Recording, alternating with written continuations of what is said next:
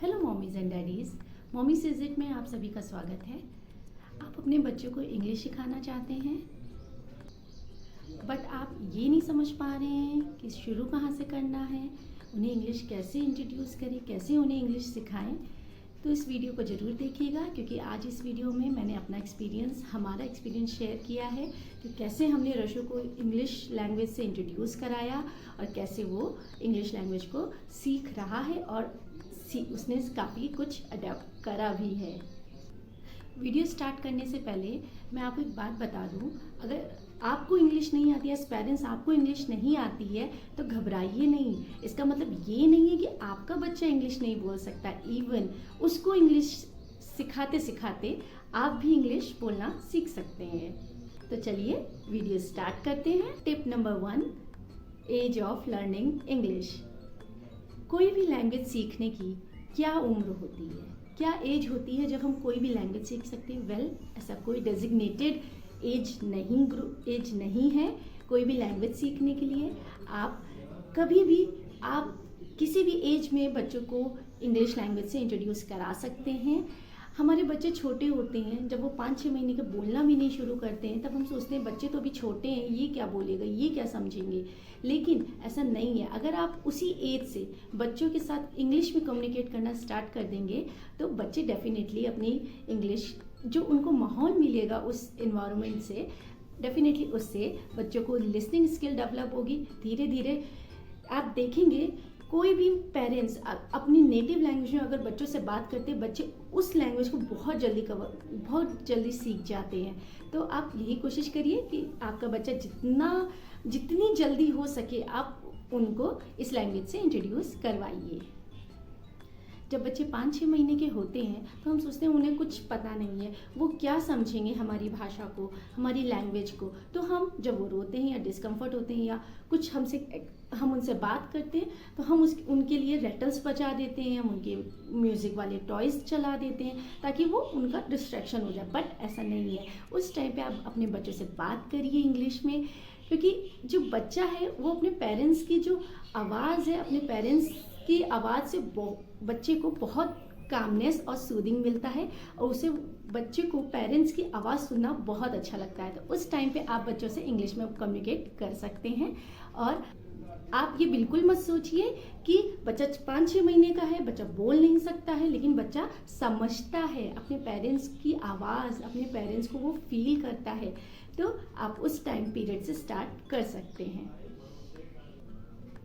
Well, हम चाहते तो हैं हमारा बच्चा इंग्लिश बोलना सीखे, हमारा बच्चा इंग्लिश में बात करे, लेकिन हम कभी ये नहीं समझ पाते हैं कि हम उसको इन्वायरमेंट क्या दे रहे हैं, हम उससे किस लैंग्वेज में बात कर रहे हैं, व्हाट काइंड ऑफ लैंग्वेज ही और शी इज़ लिसनिंग। हम कभी उनकी लिसनिंग स्किल पे काम नहीं करते हैं। और कोई भी लैंग्वेज आप सीखने जाएंगे, जब तक आप उसको सुनेंगे नहीं, समझेंगे नहीं, तब तक आप उसको बोल नहीं पाएंगे। क्योंकि कोई भी लैंग्वेज बोलने के लिए थिंकिंग उस लैंग्वेज में डेवलप करनी ज़रूरी होती है, तभी आप बहुत अच्छे से आगे चल के किसी भी लैंग्वेज में आप बात कर सकते हैं।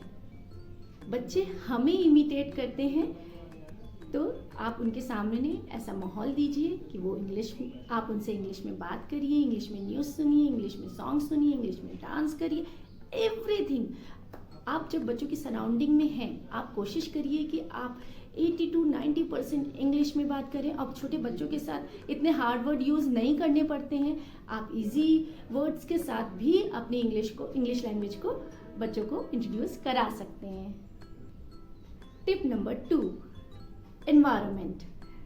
यस, डायरेक्ट इफेक्ट पड़ता है whatever environment we have created in the surrounding of the babies. हम जैसा भी बेबीज की सराउंडिंग में इन्वायरमेंट क्रिएट करेंगे उसका डायरेक्ट इफेक्ट बच्चों पे पड़ेगा। रशु के केस में जो प्राइमरी केयर टेकर्स थे वो मैं और मेरे हस्बैंड थे। तो मैं बहुत कोशिश करती हूँ कि मतलब 90% टाइम मैं रशु के साथ जब भी बात करूँ तो I should communicate in English with him. आप देखेंगे जिनके घर में मेड्स होती है, बच्चे उनके साथ ज़्यादा टाइम स्पेंड करते हैं जब पेरेंट्स वर्किंग होते हैं। तो जब मेड के साथ ज़्यादा टाइम स्पेंड करेंगे बच्चे, तो बच्चे भी उनकी लैंग्वेज ही बोलना स्टार्ट कर देते हैं, क्योंकि वो उनको सराउंडिंग वैसी मिलती है, वो उनकी एनवायरनमेंट वैसा मिलता है।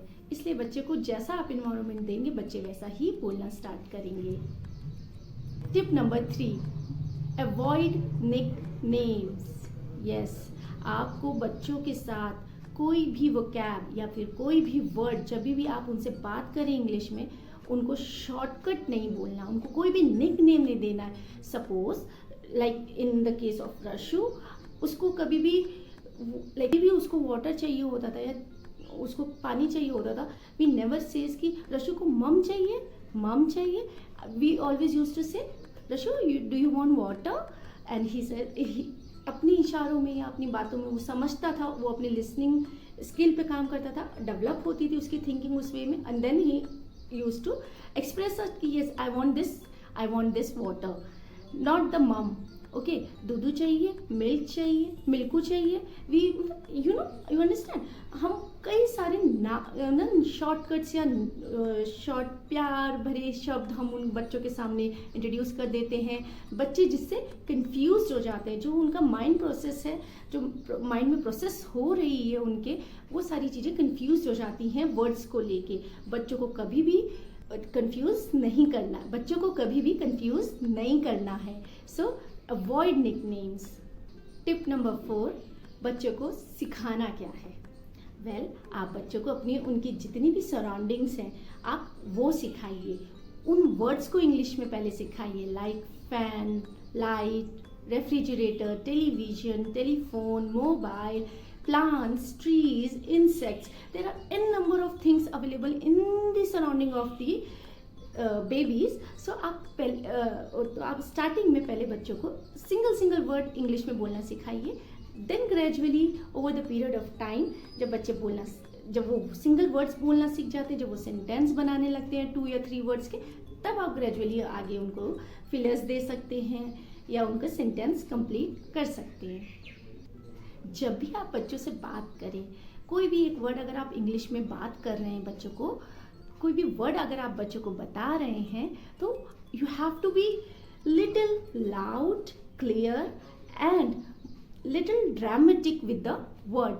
Like there is an apple, अगर मैंने रशु को एप्पल दिया, ओ, तो I will say it, oh Rashu is gonna have it, Rashu is gonna have apple. Oh my god, Rashu, this apple is so red. So I'm focusing on apple, I'm focusing on the red color, so he is having the interest in it. Oh, बात करते करते mom dad के expression ही change हो जाते हैं। Mom dad ऐसे बात कर रहे हैं, कुछ अच्छी चीज़ है इसमें, कुछ बच्चों को समझ में आता है जब आप लाउड, क्लियर और थोड़ा स्ट्रेच करते हैं वर्ड को उनको इंट्रोड्यूस कराते समय। Tip number 6, repeat, reuse and review. आप कोई भी एक वर्ड बच्चे को इंट्रोड्यूस करते हैं तो उसको बार बार रिपीट भी करना है। एक दिन में अगर सपोज आपने कोई एक वर्ड आज इंट्रोड्यूस किया, the moon is so white, आपको अलग अलग फ्रेजेस में अलग अलग जगह बुक स्टोरी टेलिंग के टाइम या अलग अलग फ्रेजेस बना के आपको बच्चों को ये चीज़ें बतानी है कि ये जो सेंटेंस है, ये जो वर्ड है the moon is so white, आपको बार बार उसको याद कराना है कि see the language is so beautiful and the moon is so beautiful, the moon is so white.